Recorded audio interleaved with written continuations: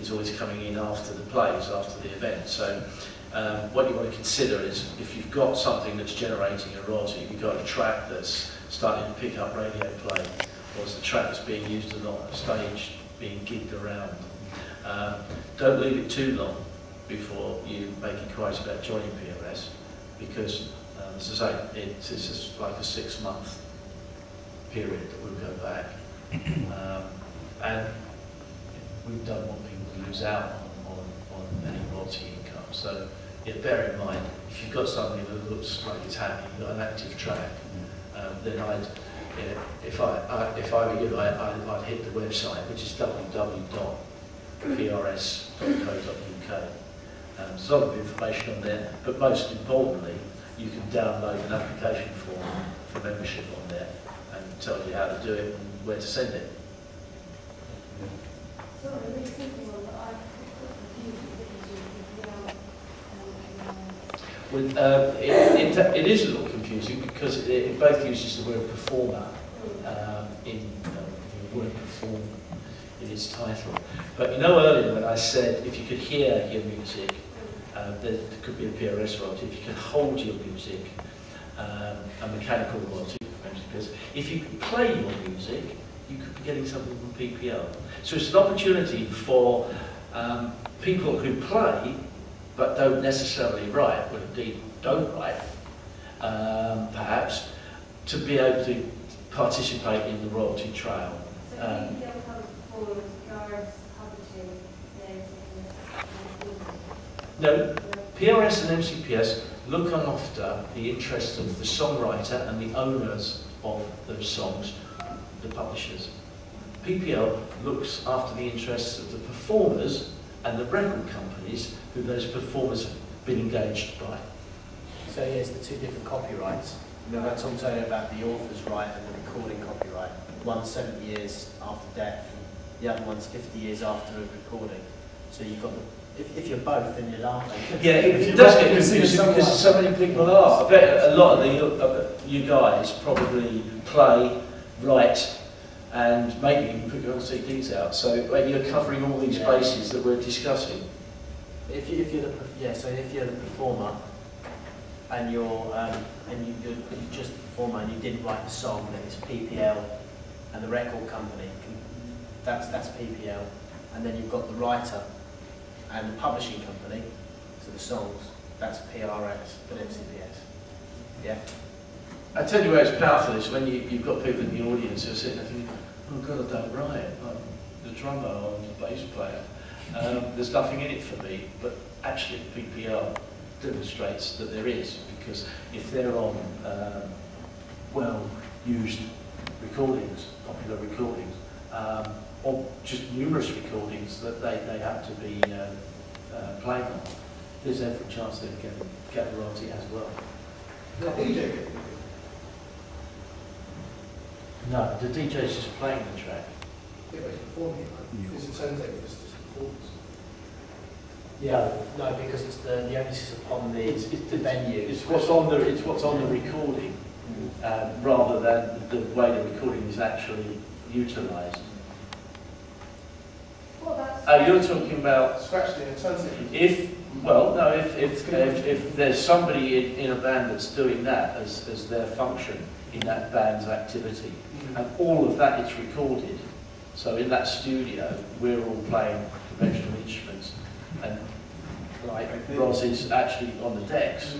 Then I think he could probably be registered as a performer under PPL's rules and get that royalty. Yeah. But would it the royalty go to the performer, or would it go to the creator, writer, or performer on the record that he actually? Well, no, the PPL income would go to the performers.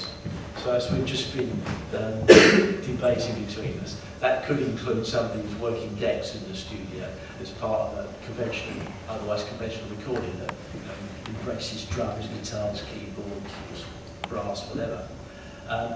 Then when that recording is played, maybe out in the lobby here, or in a club somewhere locally, or on a local radio station, the writers could be getting a royalty from PRS.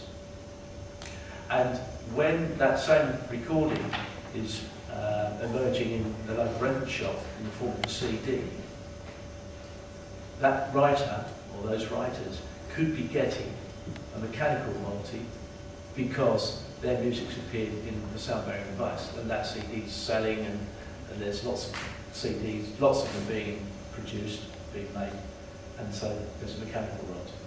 So you want to join both, basically. Yeah, what's the joining fee for PPL? That's a good question. Do you know, I don't think there is one. Is there not? No, as a performer, all you need to do is phone up and register your details. I can't remember their number now, but they've got a performer's register, and all they'll require is like, you know, an address and also details of the recordings you might be on.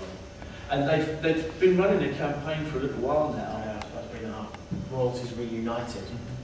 And there's loads of performers. Basically, the performer's right. This is just, I'm sorry for going down this road. The performer's right was only relatively recently introduced into UK law. Was it 95? Yeah. So basically, what that created was the right for a performer to earn money or earn royalties from public broadcast, which wasn't there before. It was just the record labels. So basically, the upshot has been there is a lot of money that PPL have collected that is destined for performers, but they don't have all the performers registered, so they don't know where to put the money. Yeah. So what they did is they ran this campaign called Royalties Reunited, and people like Bez, for instance, at the Happy Mondays, he had a fair amount of money coming back to him, but he didn't, you know, Dave knew what time of day it was. Yeah. Honestly, it's a royalty for that. But they ran this campaign. Bez caught up on it. There's a cat in that.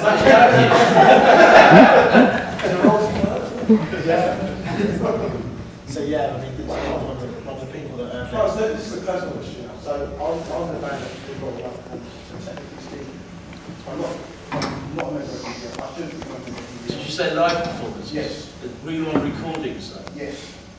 Then you ought to check that site because they may have some royalties for you. Serious. Now, okay, no, okay, so something I'm interested in, you said something about PRS royalty being only 6 months backdated. Yeah. So say, for example, this is just a hypothetical question. I performed on a record 10 years ago and it became a hit recently.